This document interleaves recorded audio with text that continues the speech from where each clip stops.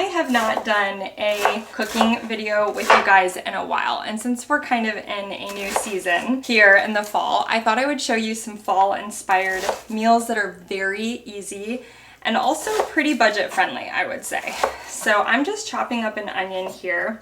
The first meal that I'm going to make with you guys is just a simple pork loin recipe that my mother-in-law, she taught me this years ago. We are actually hosting some friends tonight, so I just figured I would take you guys along with me as I prepare this pork and kind of just show you how simple but yet like beautiful this meal is in the fall. So the first thing I'm going to do is get this onion sauteing in a big Dutch oven here, and then I'm going to prepare my pork. So let me show you what I do with the pork. Okay, so like I said before, this is a boneless half pork loin. Now I sometimes when I have like my whole family over, you'll see them like I can get them at Costco like this long. All right guys, I'm preheating my oven to 350 degrees. I have a loud oven, so I apologize for like the blowing noise in the background. I've got my pork all dried here, and you want to flip it so that you see, so that the fat side is up. So one side of your meat is going to have this like white layer, and what I like to do, and this is what my mother-in-law taught me years ago, is you want to create like a crisscross pattern. Make sure your knife is very sharp. You don't want to go too deep, but basically about an inch apart, and I'm gonna do it this way first, and then I'll turn the meat and create like a crisscross pattern, if you will. And then once I do that, I'll season my meat, and then I will sear both sides to get a really beautiful crispy brown edge. So I don't know if you can see that. Just like that. Now I'm going to turn the meat, do the same thing. I can see that we are kind of battling the sunshine here, but essentially you're just gonna do the same thing. And again, it helps if you have a really sharp knife. Okay, so hopefully I've got a helper here now. Hopefully you can see how I did that. You've kind of created these wonderful little pockets for all of your flavor and spices and everything. Let me show you kind of a close-up of what it should look like. You see that kind of crisscross pattern? I'm sure there's like a technical name for it, but you know. Anyways, next I'm going to rub down my pork with some olive oil.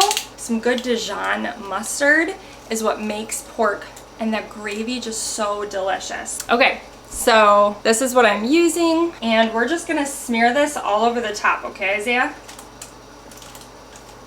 Okay, good job. And then for my spices, paprika adds beautiful color, little smokiness. I've got garlic, I've got onion powder, and I also have some Italian seasoning as well. And then of course, salt and pepper. How could we forget? Let me grab that. So you just gotta get your hands dirty here. You kind of just massage all of that. So we've got that yummy Dijon. Even if you don't like, I'm not a huge mustard fan, but I'm telling you, this is delicious. And then we're going to do a healthy dose, just try not to touch the pork, okay buddy, of salt. Okay, we're gonna do some pepper. We're gonna do some garlic powder. And then some Italian. And then we're gonna do some paprika too. And we'll just kind of rub that in, okay? Does that look so delicious, Isaiah? No, it looks disgusting. It looks disgusting, he says. All right, friends, I am taking a quick break from cooking to let you guys know that I am once again partnering with Function Health, and I just got home from my first round of blood work. So I just went today and got it, and I am so excited to get my results back and kind of share with you what I've learned, as well as my action plan. So let me tell you a little bit about Function Health if you're not familiar with them. I chose Function Health because it gives you access to the data that most people never see, as well as the insights to know how to take action. With Function, you can test over 100 biomarkers from heart and hormones to toxins, inflammation, and stress. You can also access multi-region MRI and CT scans, all tracked in one secure place over time. It's an enhanced view of what is happening inside of your body. Lab visits are fast and convenient with over 2,000 locations across the United States. It's also $499 for the whole year. That's $1.37 a day for cutting-edge health insights. All of your results are tracked over time in one secure place so that you can see how your health evolves. And your insights come from top doctors based on your unique results. This would cost over $10,000 if you did this on your own. But what I love about Function Health is that there are no perverse incentives. Function doesn't push supplements or pharmaceuticals. It's just powerful, unbiased health data designed to help you own your health. Guys, you can learn more about Function by clicking on my link in the description box below. The first 1,000 people who click on that link will get a $100 credit towards their membership. Visit functionhealth.com/Pine and Prospect and use the gift code PPH100 for this amazing offer. I'm also going to include the QR code on the screen here so that you can simply scan it for all of this information. Again, that's functionhealth.com/Pine and Prospect and use my gift code PPH100 to get a $100 credit towards your membership. Okay, so my onions are kind of sauteing in here. And I'm gonna drop my pork down in here. I'll kind of move the onions to the side a bit and I'll drop my pork down in here, the fat side down, the side that I just seasoned. And once it's in the pan, I'll go ahead and season the other side. All right, so I'm just gonna take this big old piece of pork here and I will just drop it right in my pan in that hot oil. You wanna hear that sizzle, and then we're just gonna go ahead and season the other side now.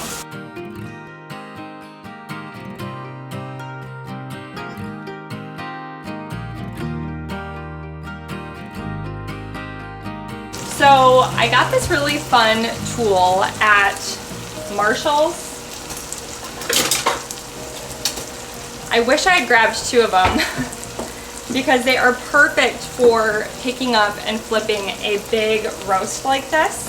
It's always easier when my husband's here. He had to run up to the church because I can kind of like pick it up and he can help me turn it around, but he's not always home. So I'm just gonna check it here. I'm looking for that one side to be nice and brown. All right, look who just walked in. He's gonna flip it for me. Okay guys, so once you've flipped your pork, you've seared both sides, you wanna add some broth. I like to add chicken broth, and I just kind of add enough so that it goes like halfway up the pork on either side. And as your pork cooks in the oven, this will create a delicious gravy. And then you can thicken that gravy with some tapioca starch or cornstarch once it comes out of the oven. So what I like to do, you can throw in potatoes and carrots. We're gonna do mashed potatoes with this, but you can throw in your carrots with the roast and just let those cook in the broth, and they add some yummy flavor along with those onions to your gravy. So I just typically pull the carrots out before I make my slurry and thicken my gravy. We are going to get the lid on this and cook this pork until it reaches, what is pork, babe, 145, 165? You can look it up. But you just want to have a meat thermometer handy. I typically start with about an hour for a 5-pound roast like this. And we'll check it at about an hour and see where we're at. And in the meantime, I'll peel up my potatoes and I'm gonna make an apple crisp to go with this meal as well. So yes. What is it? 145. 145. There you have it. All right, let's move on to the mashed potatoes.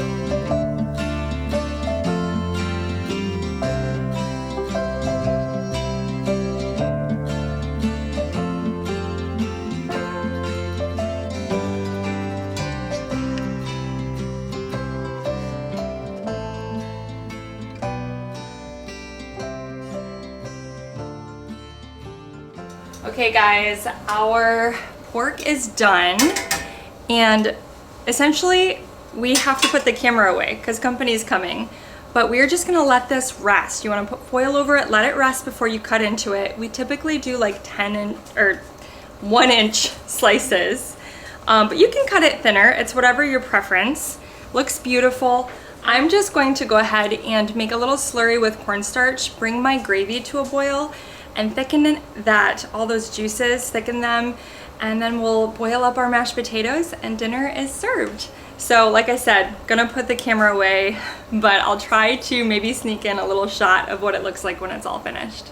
Okay guys, so in case you have no idea what a cornstarch slurry is, basically I just probably threw in a couple tablespoons of cornstarch. You can use tapioca starch, and then you add just enough water and you make a slurry, and then you just thicken it to your desired consistency. All right, so we are just going to slowly whisk this slurry, but this is looking really beautiful.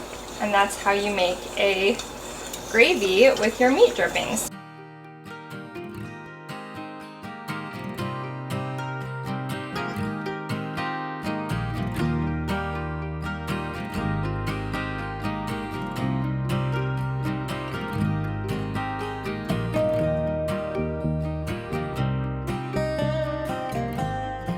Well, hello, it is a new day, and I thought it might be nice to create a fall salad today. So all I've done so far is I've seasoned up some chicken thighs. So you can see them here.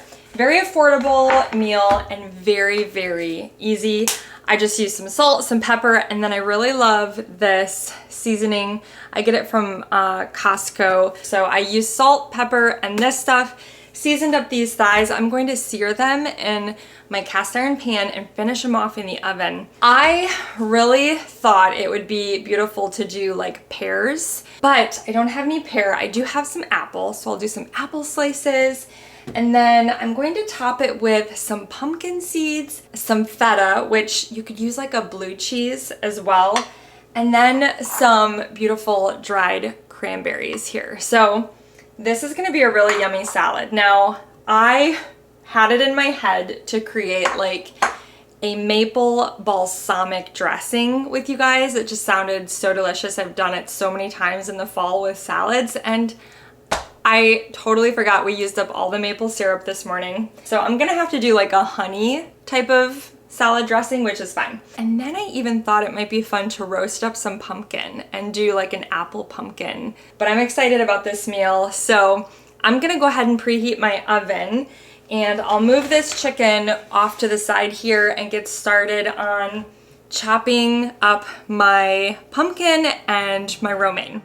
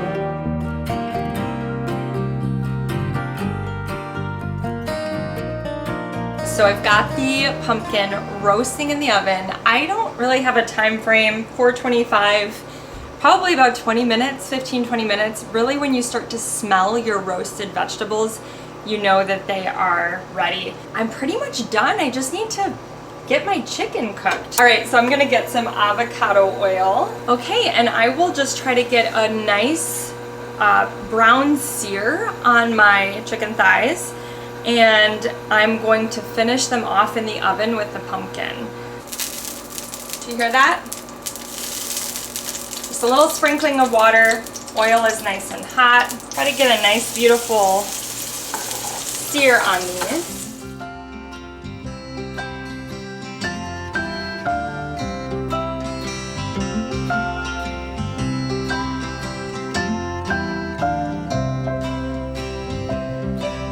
All right, my chicken is nice and beautiful brown seared, so I'm gonna stick that in my 425-degree oven. My pumpkin is actually looking nice and golden brown. I want it to get a little bit more crispy, so I'm just gonna rotate the pan. And I'm gonna get started on my dressing for this salad. So really easy, beautiful, colorful meal. I cannot wait to dig in. Okay, so while we wait for the chicken and pumpkin to finish up in the oven, I'm gonna make a dressing. I've got some raw honey here, and I always just eyeball this. This is probably like a tablespoon, and then I'm gonna do some olive oil, and then probably like a teaspoon or so of this whole grain mustard, a little scoop of that. You can see how beautiful it is. And then we're just gonna do a healthy pinch of salt and a little small pinch of pepper. And I'm just gonna whisk this up with a fork, and it is so yummy. But that is gonna be delicious all over this fall salad. My pumpkin got a little bit away from me. That's all right. I like it nice and crispy. Let me show it to you. Got just a little bit dark. So good. Ooh, that sunlight is bright. We have just a few more minutes left on the chicken, so I'm gonna start assembling my salad. So I'm going to create a bed of romaine here that I've rinsed, and then I'm gonna start adding my toppings. So I'm gonna slice some apple, add my cranberries, my pumpkin seeds, my feta, my roasted pumpkin, and then my chicken should be done here soon. I'll kind of nestle that into this salad and be ready to eat.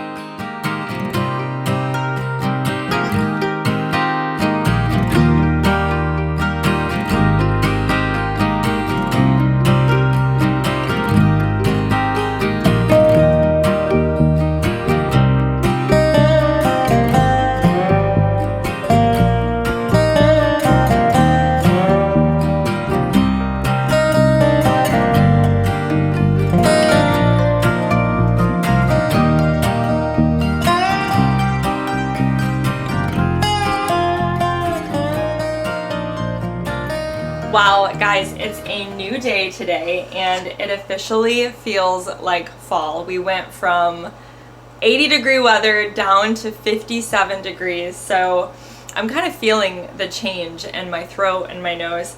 So it was a perfect day for baking. Ethan and I just made some pumpkin cupcakes together. So I'm gonna try to get these in the oven. I did make them gluten-free. I'll link the recipe for you guys. I've never made them before or tried it, so we'll see how this particular recipe turns out. Tonight for dinner though, we are going to make some Swedish meatballs, and I'm going to make it with venison. You can use ground beef, of course. We just have so much venison. Ethan, our oldest, has been very successful so far this year, so we need to use this meat up, and I'm going to make like a creamy white sauce with maybe some gluten-free pasta. So that's what's on the menu for tonight. So I'm just gonna get these cupcakes in the oven, and then we'll get started on dinner.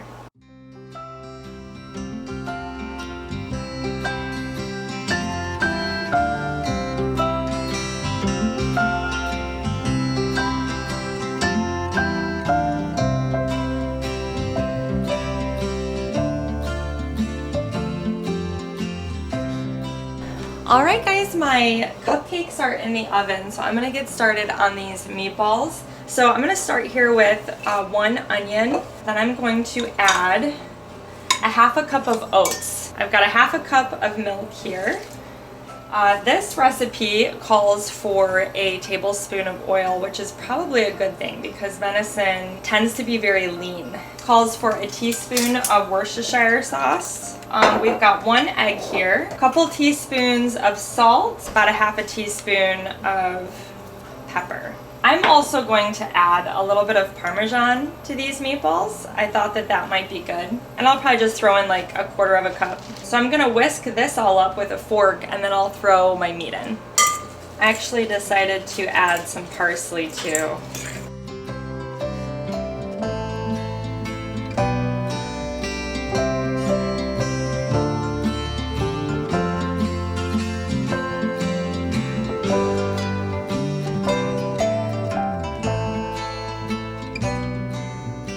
Taking a quick break here to get my cupcakes on a cooling rack. These are huge cupcakes. All right, I'll let these cool.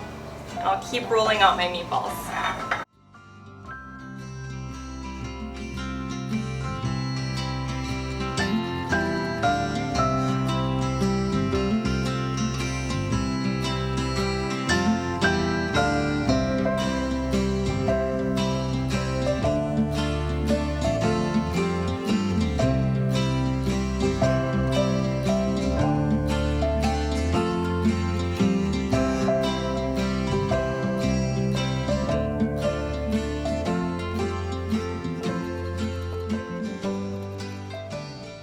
Okay guys, it is time to get started on our sauce. I'm doing like a Swedish inspired white sauce rather than a red sauce. I'm gonna make a roux to start off. So just a couple tablespoons of butter, and I'll saute some onions in this butter, add some gluten-free flour. Once I cook the flour for a few minutes, I'm going to add about 1 cup of, I've got some beef broth, and then 1 cup of heavy cream. I'll let that come to a boil and get nice and thick, and I'll drop my meatballs in there, season it with some salt and pepper first probably. Anyways, that's basically the sauce. Oh, some Worcestershire sauce as well. Anyways, I'm gonna get started on that.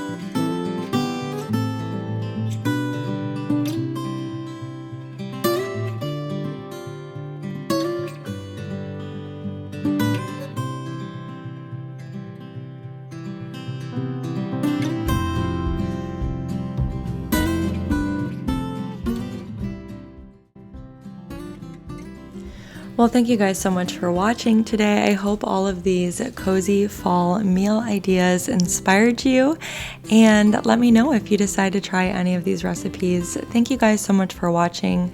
If you are new to my channel, I would love for you to hit that subscribe button, and I will see you guys next time. Bye-bye.